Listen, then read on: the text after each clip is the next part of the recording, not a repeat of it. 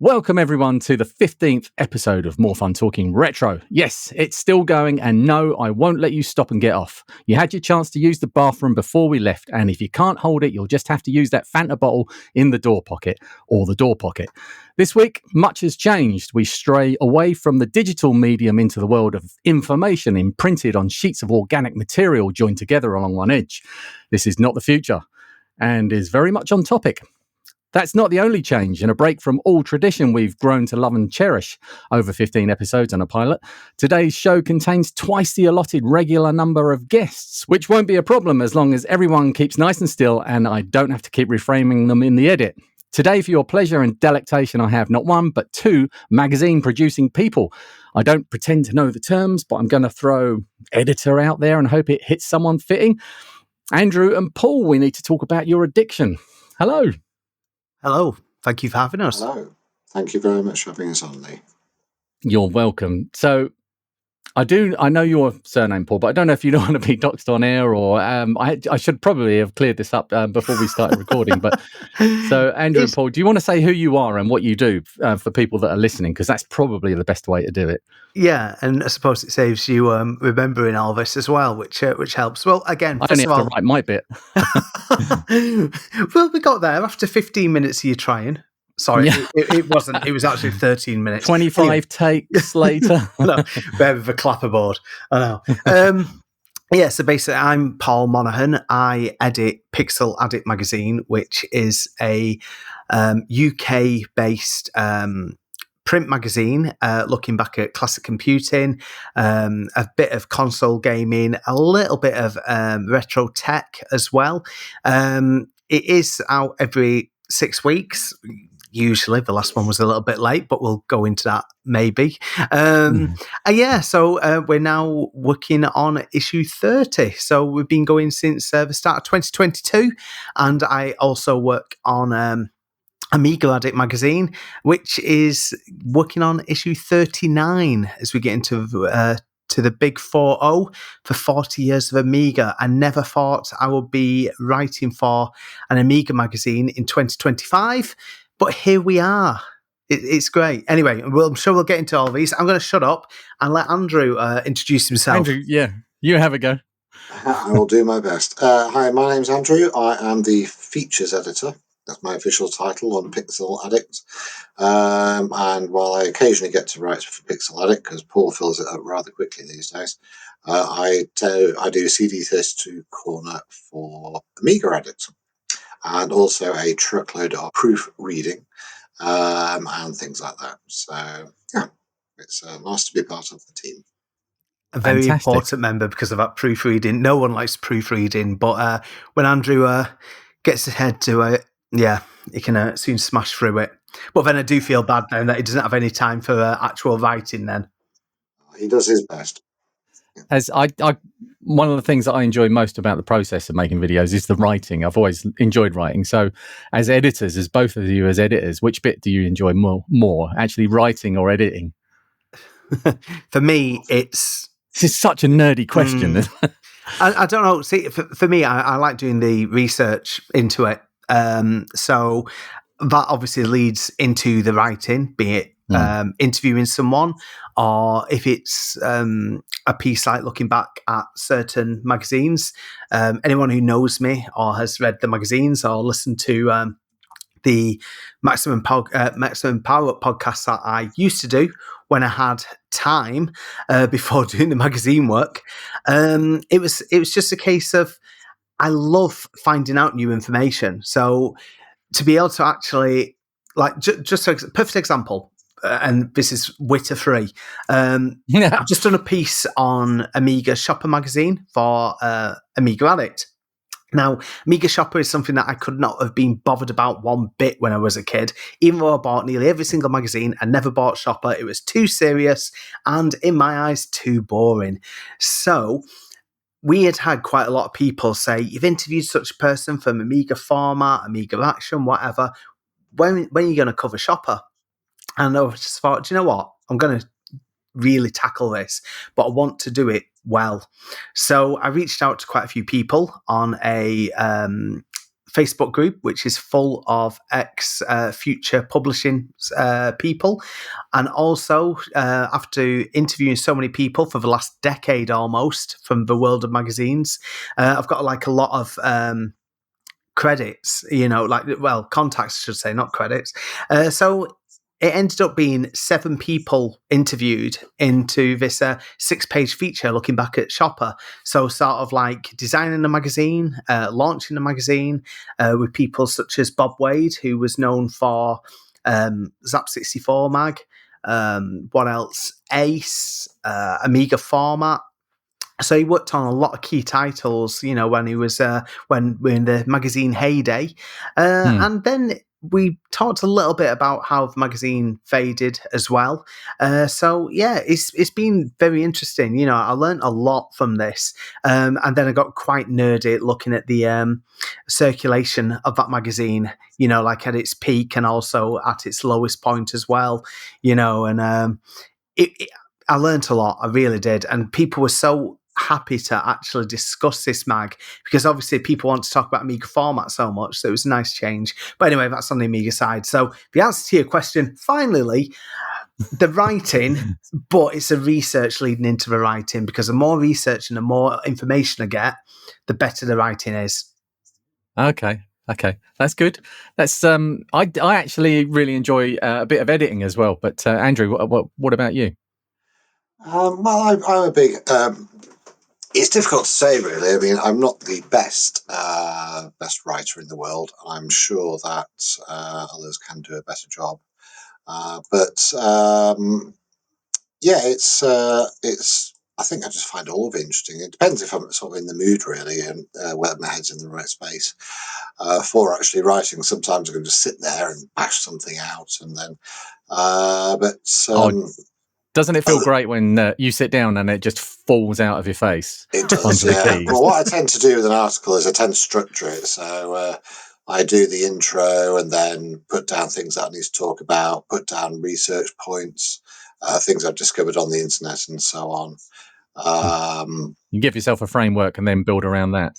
Yeah, I do. I try and find things that might not have been covered in magazines before, but I also look at, if I'm writing, I'll attempt to take, for example, CD32 Corner.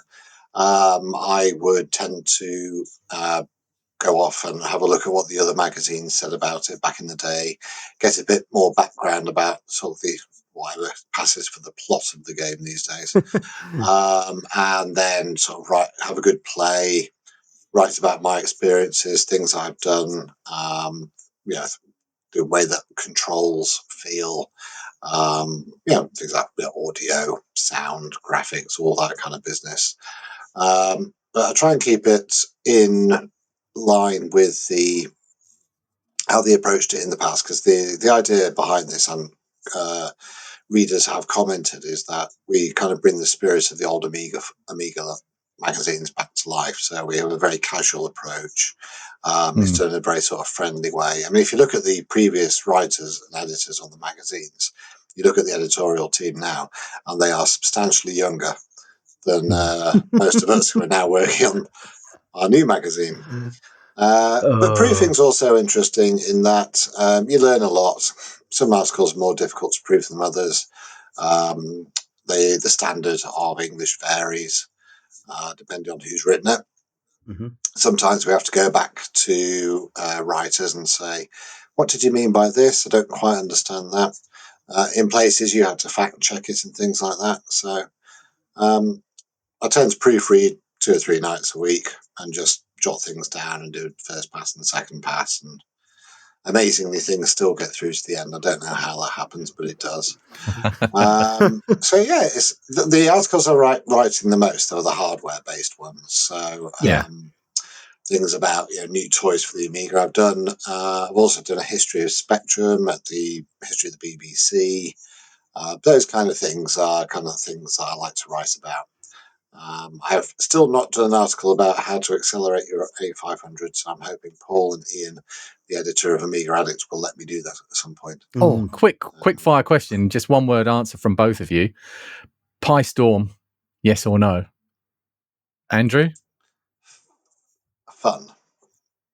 Oh, good answer. See, Paul? I'll say no because I've One. never got into all that. I've never got into it all. So for me, it's all about the actual original hardware. You like to go back and experience what we had back then, but much better.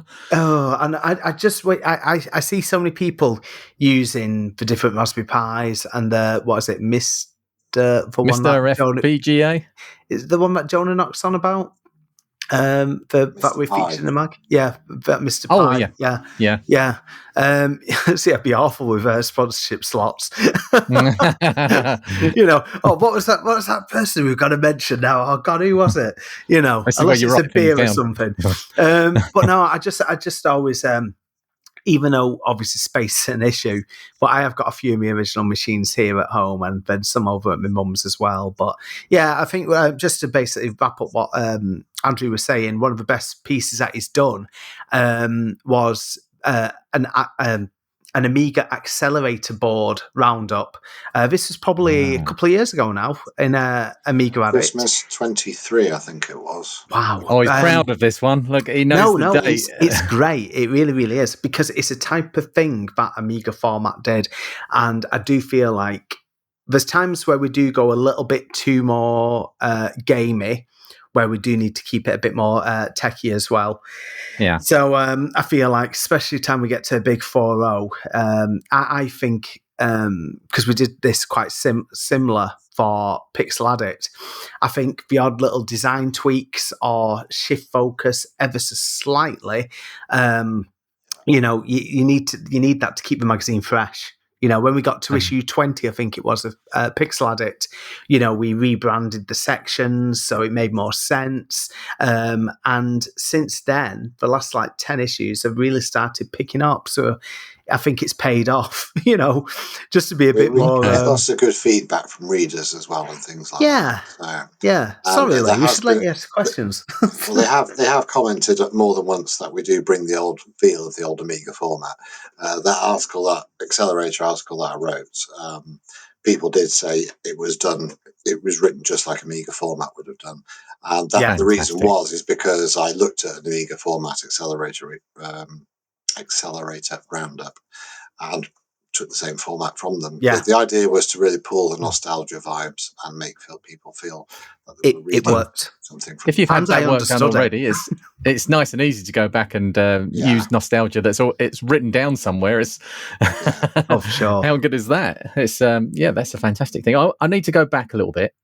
In fact, we're going to go back on two fronts. One is I want to know I've got to ask the podcast trope question of what was your first machines, because it's important to people to know. It gives everybody it's like judging a book by its cover.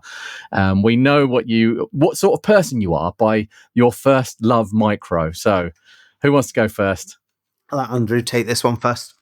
Well, my first machine I had at home in my bedroom was a Spectrum 48K. In fact, this very machine.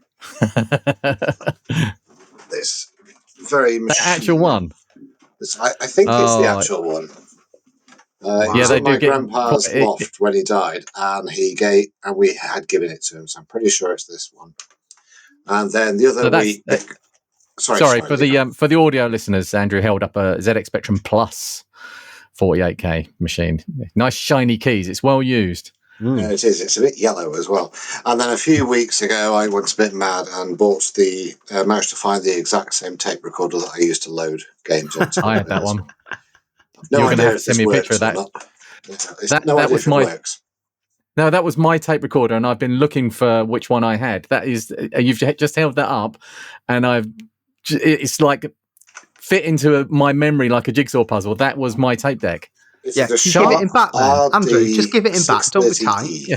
Well, there you go, Lee. You can check it out later. Sharp RD630. Wow. Well, I need one of those now. Yeah, I don't know if it works. I daren't plug it in case the power supply explodes. Yeah, it doesn't matter, does it? Maybe that's some batteries. Wow. I suspect the rubber belts have turned to goo, but it's not for actually loading. It's just more for display. my C64, my C64 data cassette thing still works so well. Last time I used it about 8 years ago, Not been so maybe if serviced? no. That was one I picked up off a car boot with the Commodore 64 in 2014 for about a tenner, and everything was boxed and everything. So I think it had been looked after. But when you could get bargains on the car boot, it's a lot different nowadays.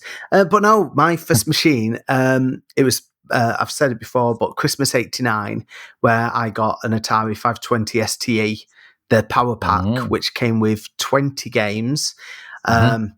Some people did say it helped kill the ST market because it came with so many titles. It also came with a copy of ST format inside. So that was like one of my first magazines as well. And I wanted a Amstrad 464 green screen like my friend. So I got this ST and I was like, okay. But we were playing things like R-Type and Double Dragon, a lot better than the Amstrad versions and everything. So I had that for quite a while and I was happy with it, And then it's only now, as an adult at the age of 45, I realised the weaknesses compared to the Amiga. A baby. Yeah, it's just so young. Honestly, it makes me sad though. There's certain music tracks are here on the ST compared to the Amiga version and just go, oh God, that's awful. I have a special feelings for the ST. I went straight from C64 to the Amiga. I didn't touch the ST, but I look back at it now and it was around before the Amiga, before we had. So we can't. People always compare them, but I don't think that's fair. I think it's a cracking machine, and it's probably more fair to compare the ST to a Sinclair QL. Well, it's more of a fact. Like it's just obviously celebrated 40 years since it came out, the ST. And for a while, I'd probably say up until 91 at a push, they were neck and neck, with the A500, but then the Amiga just pulled away. I've said this so many times, and I know that I bore people with it, but for someone who's a magazine fan, when you're looking at, say, ST Action, and it's 120 odd pages, and 100, then 80, then 60 odd, by 1992, you started seeing things, really falling away. Same with even ST format, but I've just really recently written a quick 2-page piece about my thoughts on the current ST scene, because I just recently got the final issue of ST format from 1996. So, Amiga format went on for a few more years. But then to look at what's going on with the ST scene, it's nowhere near as strong as the Amiga scene is currently, but there's still things coming out for it, a few hardware tweaks, loads of YouTubers telling you how to, replace your motherboard, clean this up, things that I just don't understand. I always say I'm really, really not technical. I like learning things, but I'm not technical because I'm scared that I'll just make the problem worse. Do you know what the biggest problem with the Atari ST line of computers is? It's that they work. If they were like the Commodore 64 and they fell apart and just died randomly, the RAM chips would just fail or something like that, or you had a custom chip that needed replacing with a really special project, then you'd have like more publicity for them. They would be all over YouTube and people would be talking about them all the time. They're bulletproof. Apart, the plastic cases are not bulletproof. They're very much not. They're very much the opposite of bulletproof. But. It's those F keys, like being on the slant. And like you say, I remember I used to keep my ST on this like little table in front of a massive CRT in my bedroom. And for some reason, it was like boxed in with like another inch of wood around it, like around the perimeter of the ST. So when you're having to try and get to the joystick ports underneath the machine, you're then bending your cables. So then I had to, it was designed by my granddad, so obviously he was doing me a favour so it didn't go sliding off. But I should have just removed the piece of wood on the right-hand side, just so I'm not having to basically pull out the ST, put it a little bit on an angle, so I can still get to joystick ports. For anyone who's never seen an STE, unlike the Amiga, where you just plug, and most computers, where you plug the joysticks into the actual side of a machine, this was sort of Or like... the back. Yeah, or the back. This was sort of just underneath at the most awkward position. It was one of the craziest design really decisions wasn't it? ever. And it just put so much strain on those DE9 ports. The first for sure. Atari ST that I repaired was to resolder in a pin that had come away from one of those ports. It was awful. Anyway, right, so, sorry, carry on with your questions. No, that's okay. Talking ST. The next thing I wanted to just touch on something you said, which was you could track the demise of a machine by the magazines getting thinner and thinner. I think we all remember that. I can remember that happening really vividly with the Amiga and the Commodore 64. Even though I came into the Commodore 64 really late in its life, I really enjoyed cover tapes during that time. It was around 1991, I think it must have been, or 90, and so really, really late. But I would go into the newsagents and pick up the magazines, and just to get these tapes with full games on at the time, it was fantastic. But then seeing them just sliding away, it was drastic at one point. It was the same with the Paul's talked about the ST bag. Obviously, I've on a bit of a whim, I started collecting all the Amiga format collection. So I'm down. I've only got one issue left to go, which is issue 132. So if any listeners have an issue 132 they don't want, please contact Lee and let me know. But we're going to steal it from the cave. I should, yes. But what I've noticed is they started off thin, got thicker, and then through that issue, the heyday, around about 1990 through till 1991, really through till 96, they got really thick around about 92, 93, 94, started to thin down about into 95, 96, and then once you get into the probably the 80s, the issue 80 plus, they start to really thin down. But you can see just over my shoulder here, that's the collection there. Oh right, okay, yes, So it takes up an entire shelf of my bookcase there. But then what's really sad is up to about issue 133, they've still got a spine with the issue number on the side of it, and then after that they disappear into stapled pages like we use, actually, to be honest. And you have that, but I get a bit more delicate. And you can see it was out. What was interesting there is that issue 135, Amiga format, was still offering subscriptions, and then issue 136 was the last one. But lots of magazines did that though, didn't they? I stopped using my Amiga by 1998, so I'd sold mine in 1998. So I didn't get to see all that. But yeah, I mean, the Amiga had its heyday. It was a terrific machine. It was ahead of its time. And all this rivalry about the ST and the Amiga. I mean, let's be honest. Graphically, there wasn't a huge amount in it. Not for your average teenage mind, anyway. Yeah, the ST sound was a bit shocking. But for me, the Amiga, all my mates had Amigas and they had games. And that's how you got your games. Yes. I had an ST at first for a bit, but then spoiled teenage me decided he wanted an Amiga and nagged my parents and did a few shifts at Tesco and that sort of thing. But it's what you had, what your mates had, and there was a friendly playground rivalry. But these days, as I wrote in the piece in Pixel Amiga Addicts a few years ago now, it doesn't matter anymore which is better. It's the memories that they've got. Because, let's be honest, both of them are terrible by modern standards. Yeah. So it's the memories they think. You don't sit down at the Amiga, which you can see over like this shoulder here, and say, "Oh, it's an amazing graphics and sound, etc." Well, sound-wise, it's pretty good. But you're taken back to your first memory, playing with your mates next door to you. Like my mate Martin and I used to play Lemmings over and over, and he wasn't sat in some country on the other side of the globe. He was sat next to me. I've got you beat on this. Okay, I'll go on this one. And Paul, see if you can beat this one. My favourite, let's call it couch gaming experience was I used to take my Amiga to the pub. This was my parents' pub. Oh, right, and, okay. Which I used to work behind the bar, but I had a group of friends that we used to get together, and I can't remember what night. It would be like a Tuesday night or something. I'd take my Amiga to the pub. I'd wheel out a television, put it on the pool table, and I'd set up the Amiga, and we'd play the Sensible Soccer or Bomberman, or the Bomberman clone. I can't remember what it's called now. Dynablaster. Dynablaster. Yeah, on Amiga. Yeah. We'd play that all night, and it was just the best time I've ever had in a pub.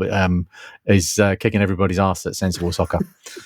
It's a funny one because when I look back to my teenage years in like the 90s, I've said before, I think we were that last generation who'd still go out and play football outside or hang out with your mates, but also play games as well. So, there'd be times where we'd be on the Amiga or we'd be on the Super Nintendo, Mega Drive, whatever, you'd go, well, let's have a few games of Sensi or Street Fighter 2 or Mario Kart, something like that, just very, very quick hour blast of something. And then obviously you'd just go out and about. And again, we've talked about we're lucky to have the arcades as well, all the different venues, and they've come back. I never thought that I could take my son to places like Arcade Club. There's other pop-up events that show up. We've got things like the computer museums that we featured in Pixel Addict several times. Which is absolutely fantastic. Like my son, he's 8. He shows some interest. Like Andrew saw him the other week when we were over in Leigh at the Northwest Computer Museum, and they were playing chess on a computer.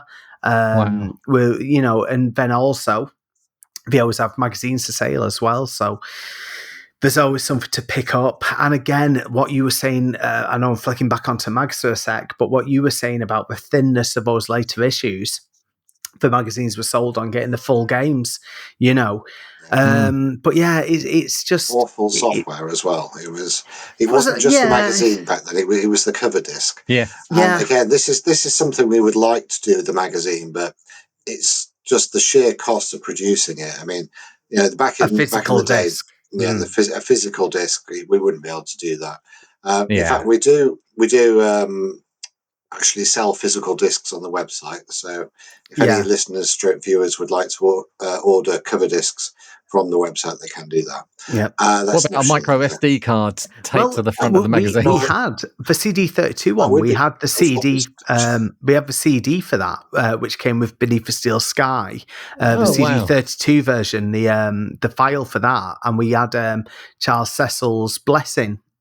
Because he's obviously still at Revolution, and I see Charles quite a bit at events and everything. And I always say to him, I was like, again, Charles, thank you so much. And he's like, oh, it's a pleasure. And he's so well spoken, and I was just like going, this is crazy now that, I've got over my nerves and now I can actually speak to him when I see him at events and things. And, we've met a lot of people through this, I think, haven't we, Paul? It's a lot of the old names and faces, and the nice thing about it is, for me, one of the highlights of the year, or sadly not this year, is the Kickstart event. Oh, Ravi runs once a year. Because you turn up as a member of the crew, but you turn up a day early. You set up the stand. You get to talk to all the other exhibitors, traders, etc. And you really feel part of a community when you're doing that. And then when you come along and people there, that they are there, it's an Amiga show. I know we're going on about Amiga a lot, but it's an Amiga show. Stop in a minute. We do a lot of sales, because we see that community. But the nice thing about it is we get to talk to different people. We had people talking about Spectrums and Ataris, and as you'll see behind me, we've had a couple of specials so far as well. So about those. We've had Amstrad Addict, which went down a storm, and Atari Addict. Because obviously back in the day, as it were, there were Amstrad magazines, there were ST magazines, Commodore magazines, and so on. I was going to ask you this actually. Which one did you start out with? I mean, obviously, with you would have been a Sinclair magazine, but which one? Andrew, was your... what for Andrew? Yeah. Personal magazine. I think personally, when I was younger, I can't remember. I did buy the odd one here and there because I remember sitting one afternoon, spending hours typing in on a game from one of the listings on the one that had this horrible keyboard. Doing it on a ZX81. Yeah, well, I imagine. But I remember very clearly one afternoon spending ages typing in a program from a magazine. I can't for the life of me remember which magazine it was, but I remember finally getting the game to run, but failing miserably to save it, sadly. But at least it worked. At least it worked. Yeah. A lot of us magazine codes, had like a slight misprint or whatever, and then you just got to try and error to find the wrong thing. The urban myth is it was, but no, I think Jas Rignall said no. If it was sometimes like a genuine error, they didn't really like wasting people's time. So if they found out, they'd print the correction, the issue after. But remember, you're waiting a month there.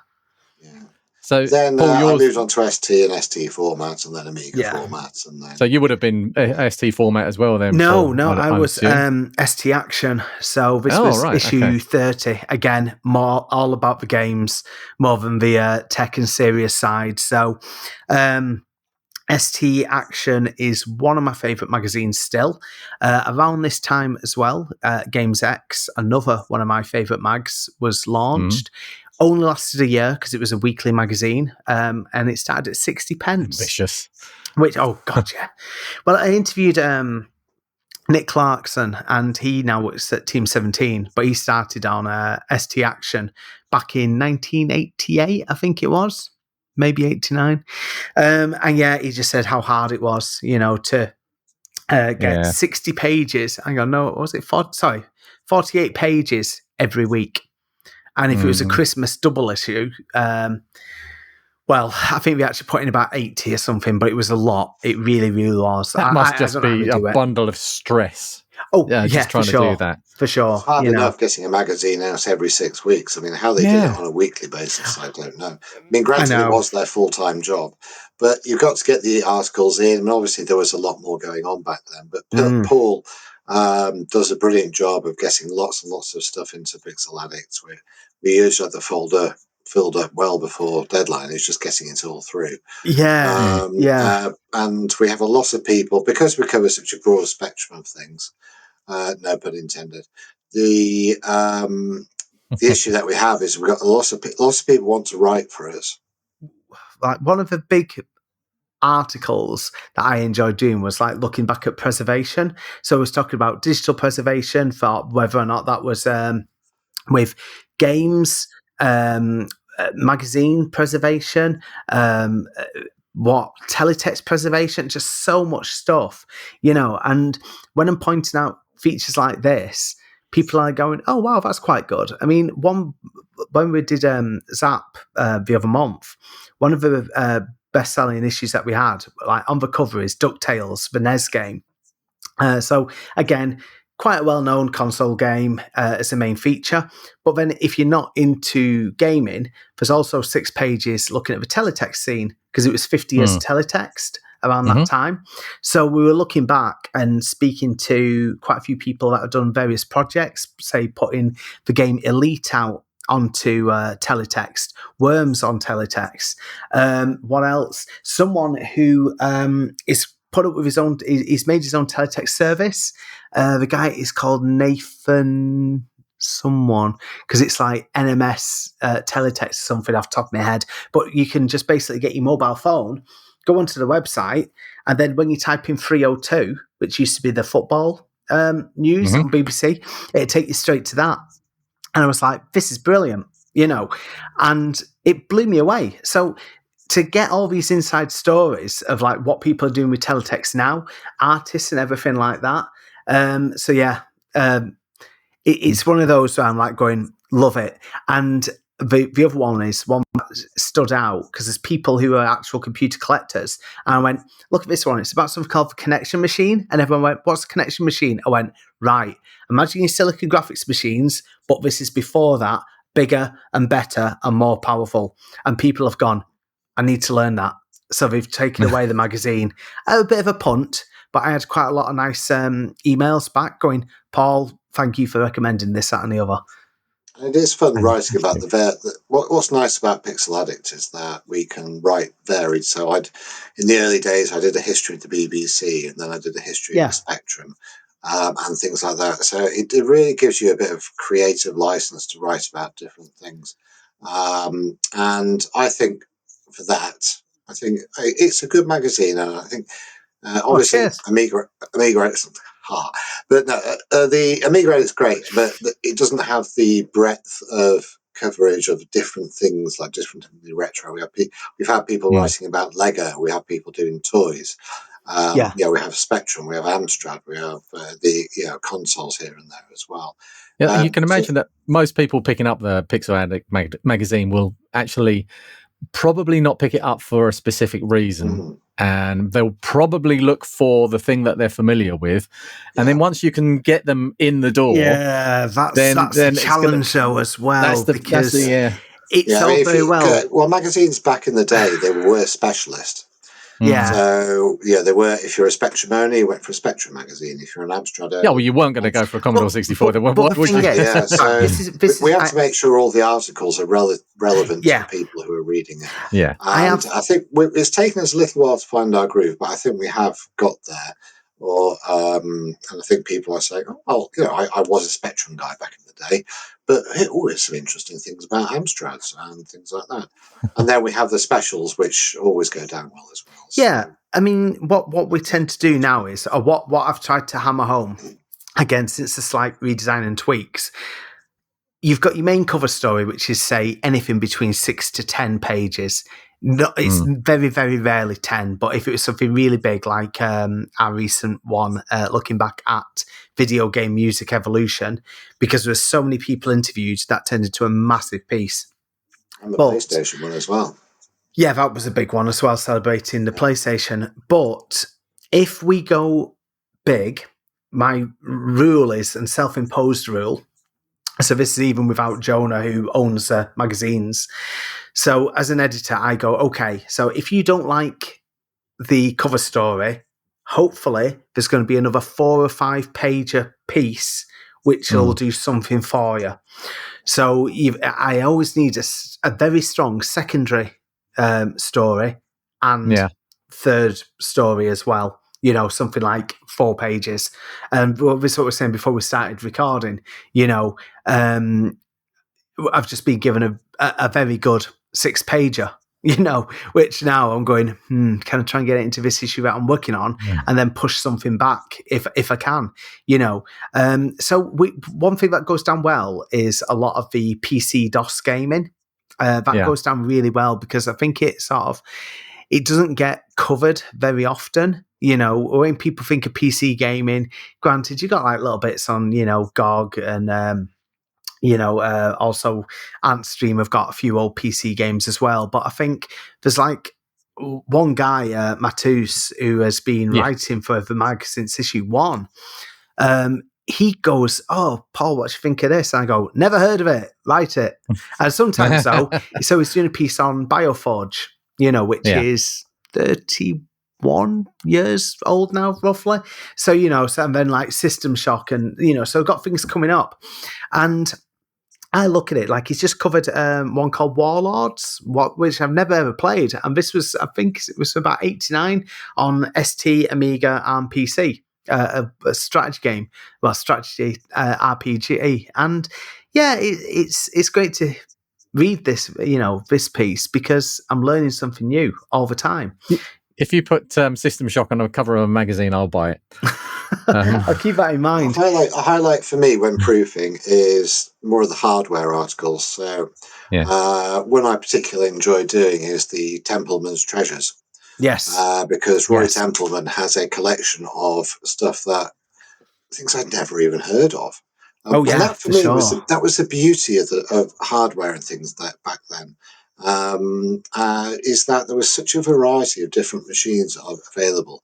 I mean, now you got what have you got? You got PlayStation, Xbox, Nintendo. Admittedly, keeping things going interesting, but then you got just a huge variety of PC clients, and that's about your lot.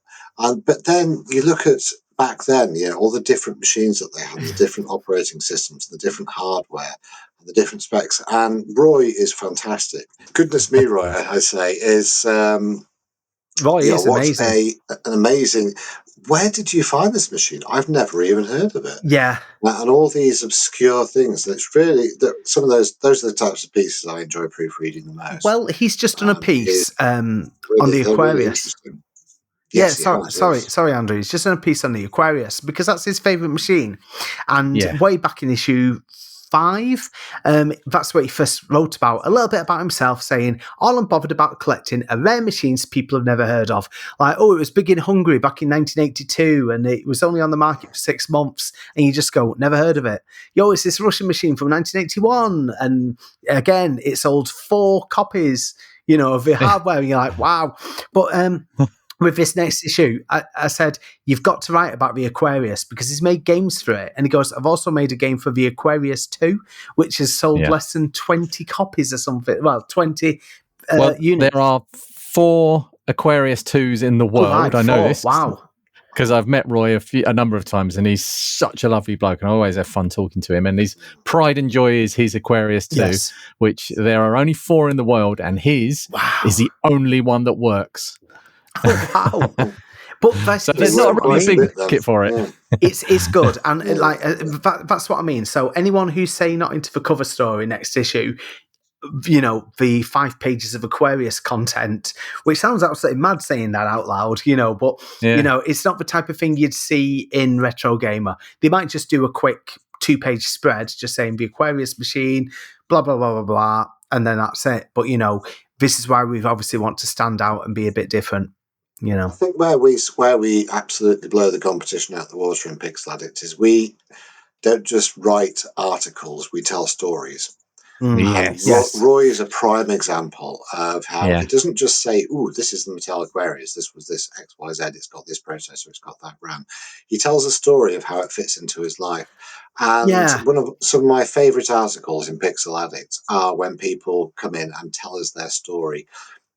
Really pull those nostalgia heartstrings, and they say, when I was a little boy or little girl, I had this in my bedroom. Chris Winter, who is one of the co-presenters on a This Week in Retro, 005 Agema, he writes some very engaging articles for us, and again, his are very much, he tells the story of what he does, and I think that's what Pixel Addict does very, very well. It tells people stories and memories, and it mixes them in with all the new stuff as well. And I think when you read through Pixel Addict, there is mostly something for everyone, I would say, in there. One thing I will say, the very last moment on that is one article that was pitched to me, and I can't remember off the top of my head what their YouTube channel was called, but the guy was called Leods, and he pitched this idea. He says, "How we do a YouTube channel and we play old adventure games." So we've been playing Fish from Magnetic Scrolls, the original game Fish from about 1987, and another one called Ballyhoo.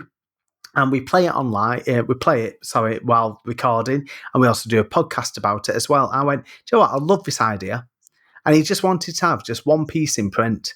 And I was like, yeah, brilliant. Let's read it. And it turns into this 3-page piece. I went, this is brilliant because what you're doing is you're playing retro gaming, streaming it as well, but also doing a podcast on it. There's 4 different hosts all playing through this adventure game. So it'd be like playing like one of my favorites, Zap McCracken or something now, and I was like going, this is absolutely fantastic. So every so often you do get these sort of like from out of nowhere pieces, and it's been really, really good, But anyway, I'll let you carry on with your questions. So the one thing that stood out to me, you said earlier that you have more writers than you know what to do with.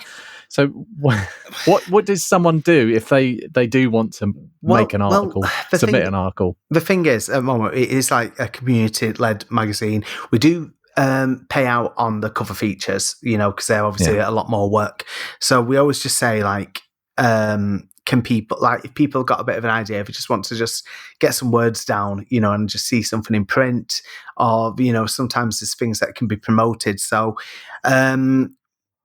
I always try to use whatever's submitted within 2 issues, So at the moment, there are quite a few things in, so I'm making sure. Some people are just like, use it whenever, but then also some articles need to be used there and then. We had someone pitch something on, is it the Atari demo scene? Something like that off the top of my head. So again, it was like, well, okay, we can promote your event through it as well. But also, I'm going to be, we cover the Amiga demo scene a lot in Amiga Addict. But on the Atari side, I'm like, no, this is perfect. We need that sort of Atari coverage as well sprinkled in. So it's just usually, we always have an advert in the magazine saying, send us an email with an idea. It can be a page, half a page.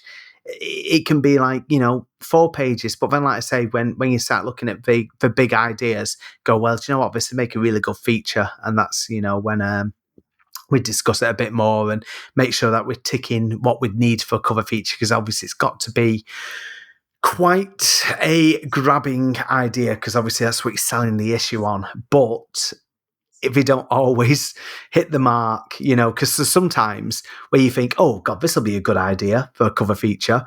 One of the funny things was, and it's a quick peek behind the curtain. I wanted to cover the company Elite, and I might still do this at some point because they're a big part of the 80s and early 90s. And so we were talking about doing it, and it was Phil South who did such a good job on this piece. Now, Phil South has worked on magazines for years, since the O. Sinclair days. And he goes, okay, right, I've started it. I'm going to do this. I'm going to do that. And then we had cross wires, and he thought I meant the game, because it was 40 years of Elite the company and 40 years of Elite the game. And I was like, do you know what? Sod it. Let's go with the game, of course. Because I was just thinking of something to do, cover a software house. And that has been one of our best-selling issues. Every time we go to a show, we sell out of this issue. And I'm like, I love it. I mean, people go, oh, Elite, you've got the logo on the cover, black background, it stands out. It's like Elite issue and this, and honestly, I'm so happy when people go, do you know what? This is really good. It's good quality. And people are like flicking through. Have you got the Elite issue there? No, I don't. But just to add on what Paul was saying is the cover pulls in the punters, as it were, or the buyers. The Dizzy one. Something like this was the Dizzy special that we did. Yeah, I would have burned that one. Yeah, and it's an absolutely cracking cover, and it's this sort of thing. You've got to make it stand out on the virtual magazine shop. In fact, I mean that's even harder with Amiga Addict. That's in the shops, but take for example Amiga Addicts. You've got the Worms issue that Paul's holding up there. You've got the Silica issue that I'm holding up here. I like that. And the idea is to draw people in and say, "Ooh, I remember that." Right. That looks interesting to me. It has to draw people in. This is already stated. This is our challenge on both magazines. So I'm just going to show you a mixture of covers. So anyone watching can see it. Anyone listening, I'll tell you what it is. So on Amiga Addict, you have something like Turrican, which everyone knows Turrican because it's like a classic Amiga series. And then obviously we've seen Atari Addict, which was like a mishmash of Atari products. And then you've also got another Amiga Addict showing Silica that Andrew just mentioned. Silica were a massive mail order company and really, really popular. Used them many times. Yeah. But on Pixel Addict, we've had the Z80 chip where you go, well, how do you sell the Z80 chip? It's really, really like important, and it's like powered a lot of hardware. But how do you just basically show a chip? So, okay, on here you've got, it was just had the Amstrad, the Spectrum, the Game Boy. But obviously there's also an interview there with Federico Fagan, who, helped make this chip. And then you've got things like the chiptunes to cinematics. Again, the massive piece that I mentioned, where it's an orchestra with a load of games that featured. You got Video Pinball, which was very, very hard to come up with an idea for that. There's a lot of discussion that goes on our Discord server as to how we do covers. And Gareth, who does our covers, hates us at times. And Andrew will also tear his hair out because on the next cover, which I will share on the socials later because I need to get some promotion done for it. It should be back from print in a couple of days. It's looking at it's Confessions of a Games Tester. So this is someone, Richard Hewison, who worked at Telecomsoft back in the day, testing games. Rainbird. I would say I have actually at the cave, And so because when he did the Firebird book, which is absolutely brilliant. Anyway, so he knows his stuff, right? And we were like going, so how do we do a cover for this? And Andrew came up with a really good cover, but we were like going, it's good, it shows a load of games and things, but we need to... We can't be subtle to what it is. So sometimes you really got to shout about it. And then obviously we came up with a cover. It got scrapped. We came up with another cover. It got tweaked. It got tweaked. It got tweaked.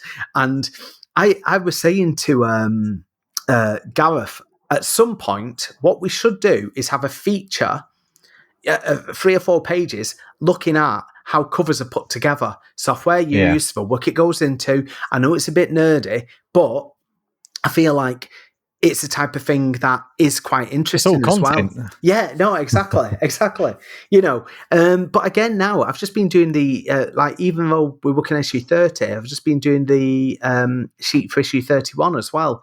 And that's starting to fill up. So when Andrew goes, all right, there's no space left, he's not kidding sometimes, but it's good. Paul does a fantastic job of getting such a good variety of interesting articles in, and he won't let me compliment him about it, but I'm going to do it here on video. Do a great job, Paul. Oh, thank you. So much I've just got variety. to get my head out of the door later.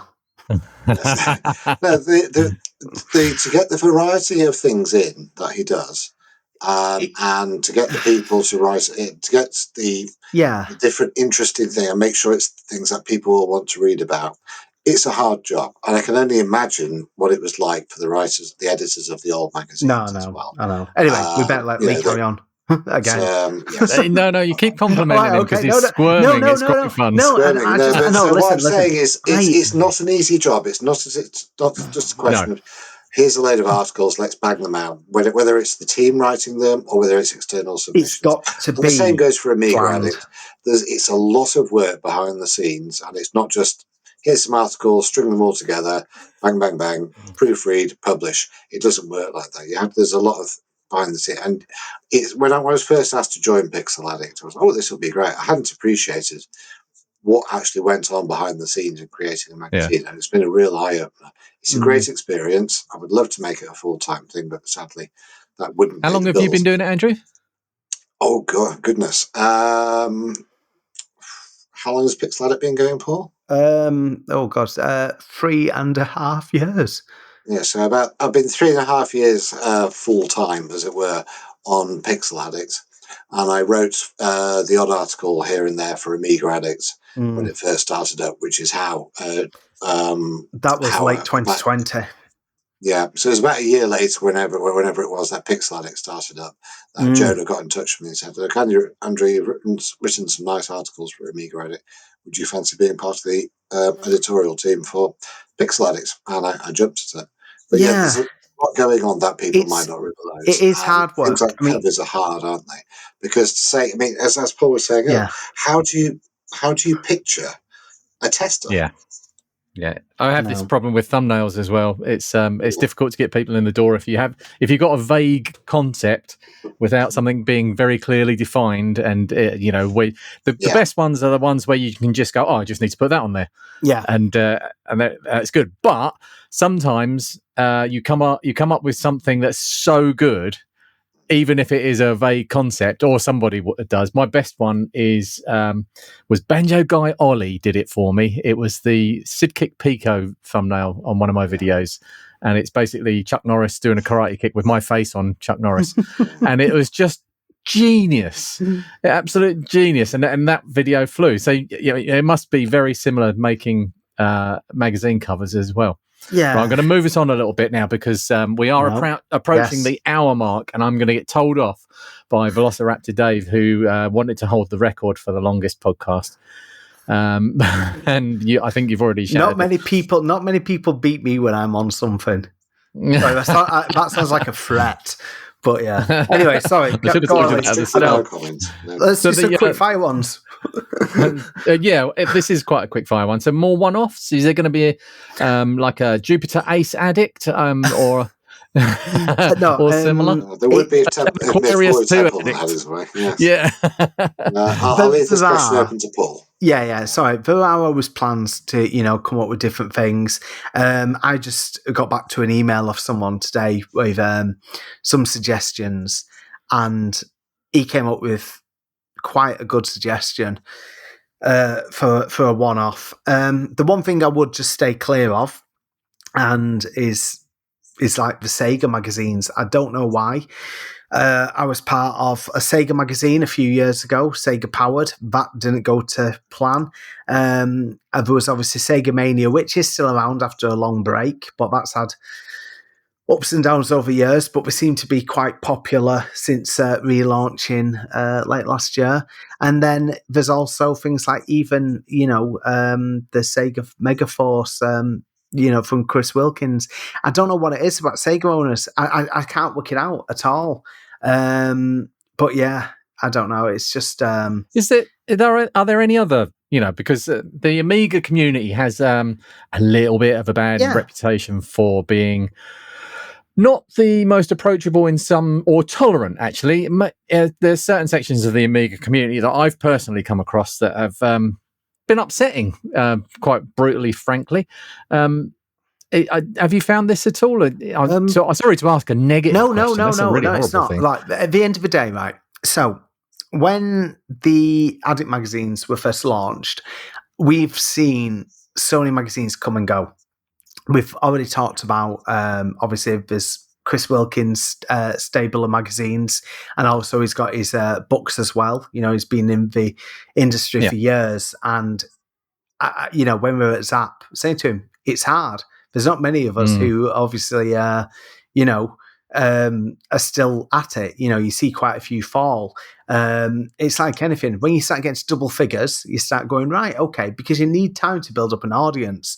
But sometimes it is like disheartening, and it's the same when I did the podcast and things like that. So when you do start going, do you know what? I can see the tide turning. Like say, Pixel Addict took a while to find its like niche, and now it has done. There's also other mags out there. There's obviously again, Chris has got his Zap Amiga as well. There's also Amiga Future over in Germany. There's also Amiga Passion. I've probably pronounced that wrong, over in Italy. So you think about it, there's stuff going on. There's people who, I don't know, because when we all see each other at events, we all just chat.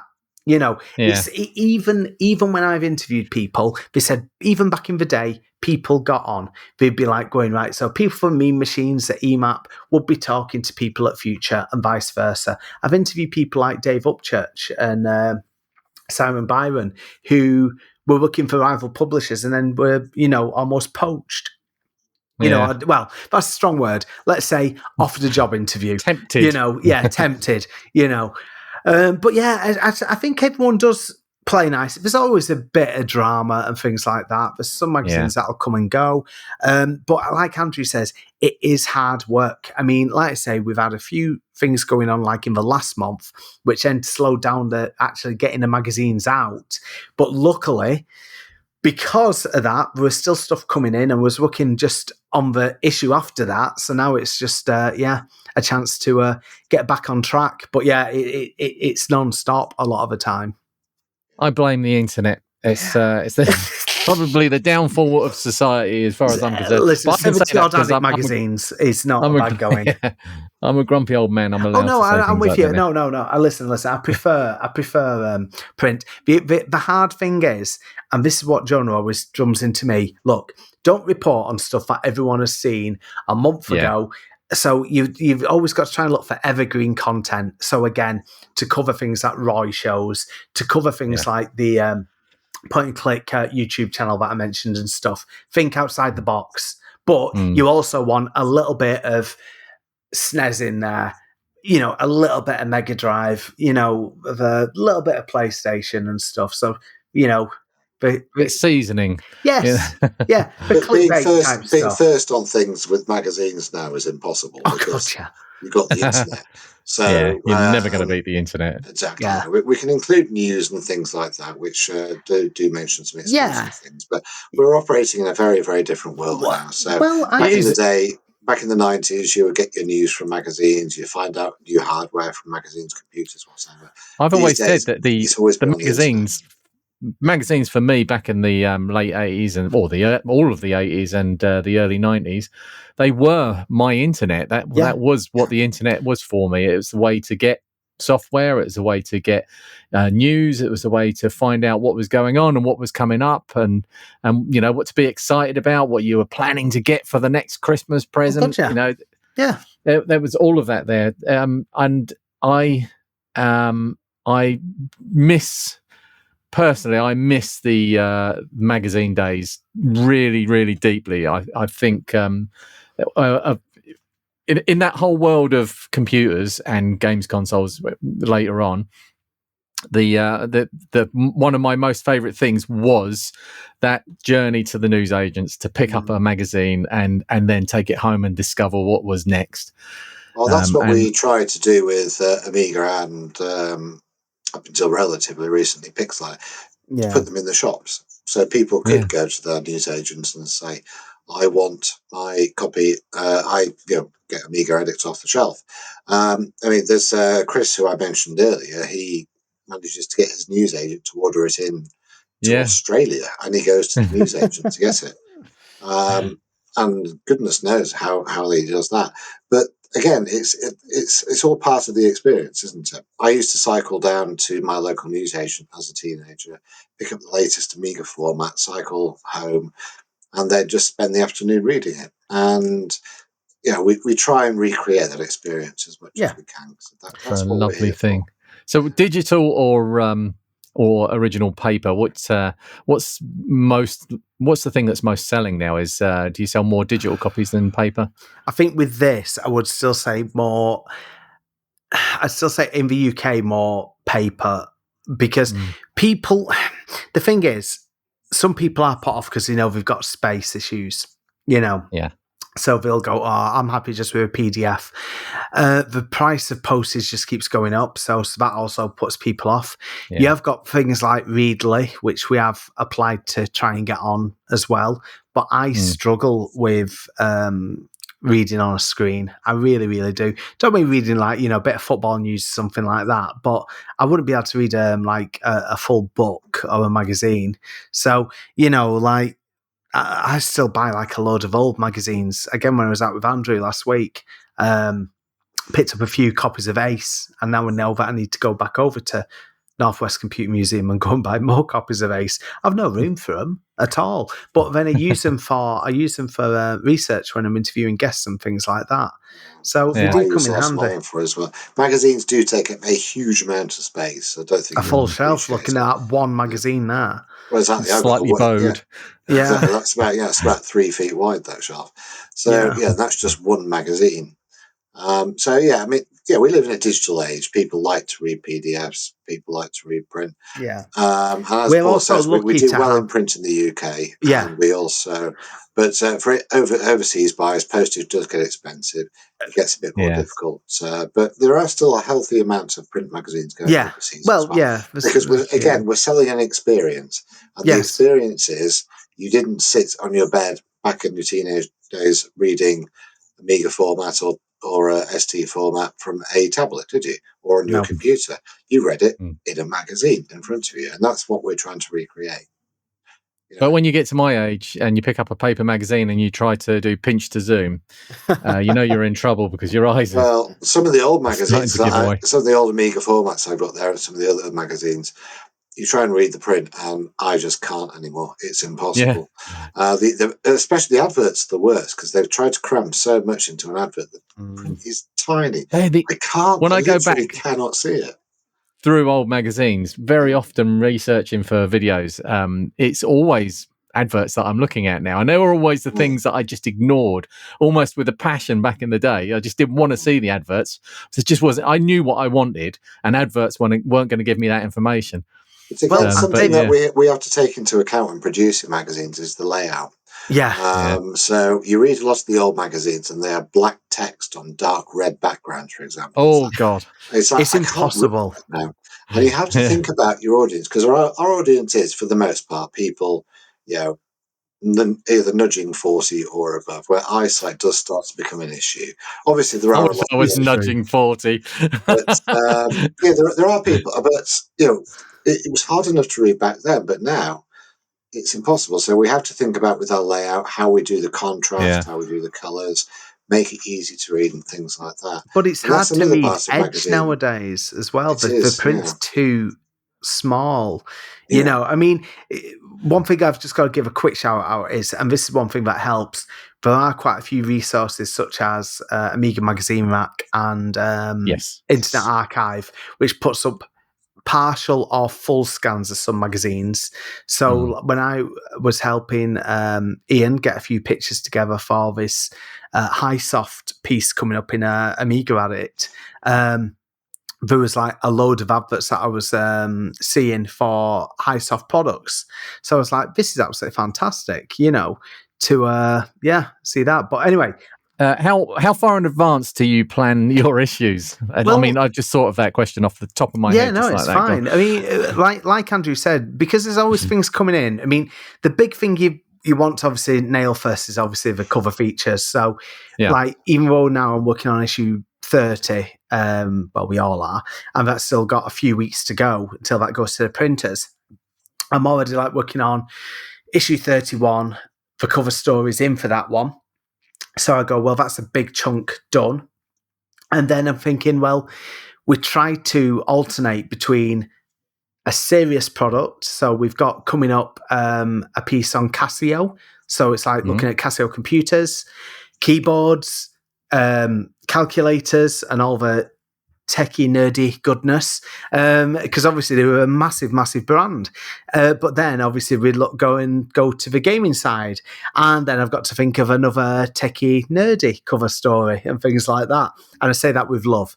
I always, honest to God, when it was that weekend at Zap, I must have said that about a million times, like going, look, I'm a massive nerd. I collect old computer game magazines, and that's all I ever spend all my money on.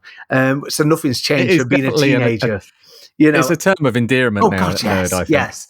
If it wasn't for nerds, we wouldn't survive. Oh no. Yeah. So basically now, I always try to have the next 2 issues lined up, at least the cover stories and a few things. Because as I said, sometimes you'll get a piece in and you go, do you know what?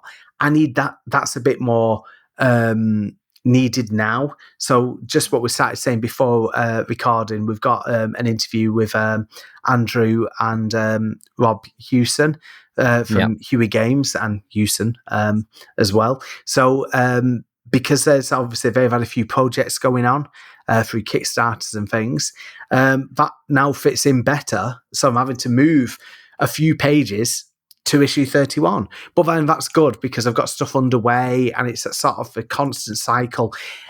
And obviously if you stop, that's when you start coming unstuck, because the weeks go quite quick. Good problem the other to have. articles I've heard to add to the earlier ones that I enjoy doing is I like doing the YouTuber interviews that I do. Yeah. Met some very interesting people, and if you think this podcast is lonely, I've had the conversations and chats I have with our YouTuber interviews normally gone for 2 to 3 hours, and I have to edit that down to sometimes 2, 3. But I'm always begging Paul, please, can I have an extra page? And he grumbles and, it's a free page. He gives me one.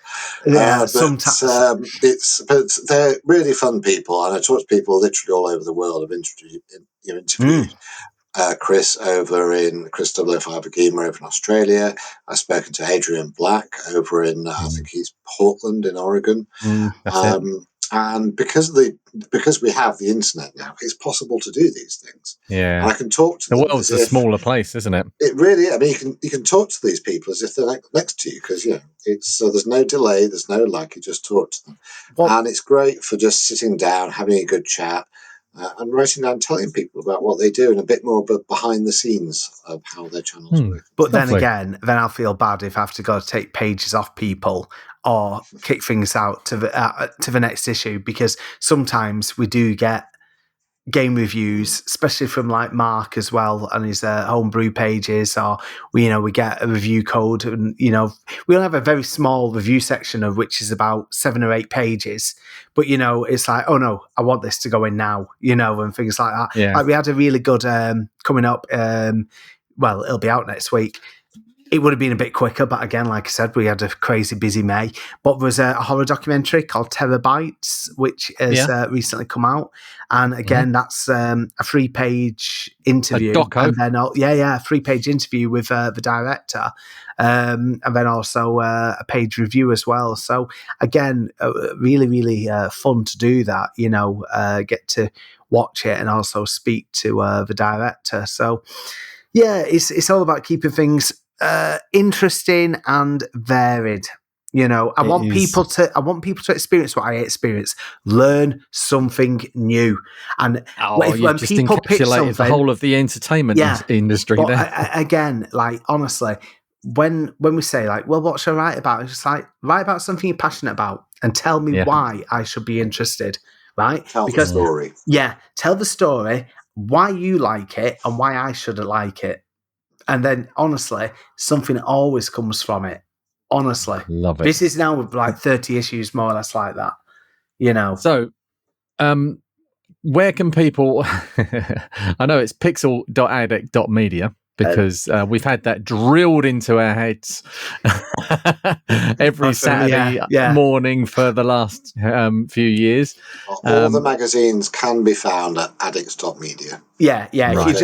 If you want everything there, Pixel Addicts, and all the specials, you can find them all. And all the merch and things like that. The merch, so, You two, personally, where can people find you on the internet and social medias and things if they want to bother you for more information on all of these things? So again, like I'm just Paul Monaghan on Facebook. I've not used Bluesky for ages. I don't bother with Twitter at all anymore. But even Bluesky now, even when this shows how little I post on it. It is just PD Mon Bluesky social. So I'll put a link in the description for you. Don't worry. Yeah, I can easily send you that. But so mainly Facebook, or again, we're posting about the magazines and things like that. And honestly, I just love.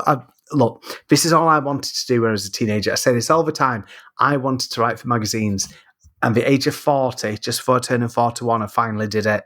And now this has been like, for me, a proper part-time job. Not many people can say that they achieved their life dream. I know. If you told 15-year-old me that 30-odd years later I'd be writing for an Amiga magazine and a Pixel. It sounds insane. It's incredible. But there's not many magazines left, especially in the shops. So even if it lasts in the shops for like another year or whatever, the fact that it's happened, but I've seen so many magazines come and go from Future as well, like Linux Format recently ended. That ended this month, and that had been going 25 years. You look at things like Retro Gamer and Edge and PC Gamer, the main few, that's it. Those are the main few. Oh, and Mac User as well. That's another that section of the shelf in the news agencies is getting smaller and smaller. Yeah. So, Andrew, what about you? Where can we find you on social media? I tend to keep my socials fairly private, but the best place to find me and have a talk to me is on Discord servers. I'm on Lee's server, and I'm on the Retro Collective server, Control Alt Reese, and one or two others, and I post under the nickname Sozzled. So he does, and he's always got something interesting to say as well. Let's turn over the last few pages, which for the purposes of this outro is the small ad section and the bit about Linux that nobody ever reads, and put this episode on the pile with all the previous issues we can't bear to throw away, but we'll likely just clutter up the room until it gets so high it falls over every time a door is slammed. This is my exact experience with my own personal pile of magazines from decades ago in this very room. I still have photos. It's going to be hard to collect podcasts, or easy, in fact, but you won't be able to pile them up. Okay, metaphor flogged. If you enjoy these podcasts, I would be forever in your debt if you would give a cheeky like and subscribe, because short of listening over and over on a bot farm, that's the only way YouTube knows you enjoyed this. And a special word of thanks to those who listen without the moving pictures. That's hard mode media consumption. They have to imagine our beautiful smiling faces all by themselves. I bet you guys always select Hurt Me Plenty. Don't forget, I have 2 channels where you can see what nonsense I'm fixing, building, or breaking this week. More Fun Making It and More Fun Fixing It. And if you want to chat to me on and literally hundreds of other amazing retro enthusiasts directly, then I cannot recommend enough the Retro Hardware Discord, where I've pitched my tent along with a bunch of other retro hardware-minded YouTubers and, more importantly, creators. All the links will be found in the correct place. Thank you to Paul and Andrew for a marvellous chat and what feels like a concerted effort to make me buy magazines again, like I have time to read. Thanks, guys. You can say goodbye now. Oh, thank you. Right, goodbye. Sorry, I didn't want to interrupt your full flow. Listen, it's been a pleasure. Thank you. It's been a pleasure, Lee. Thank you very much for having us on. And if you like what we've talked about, then check out Addict.media.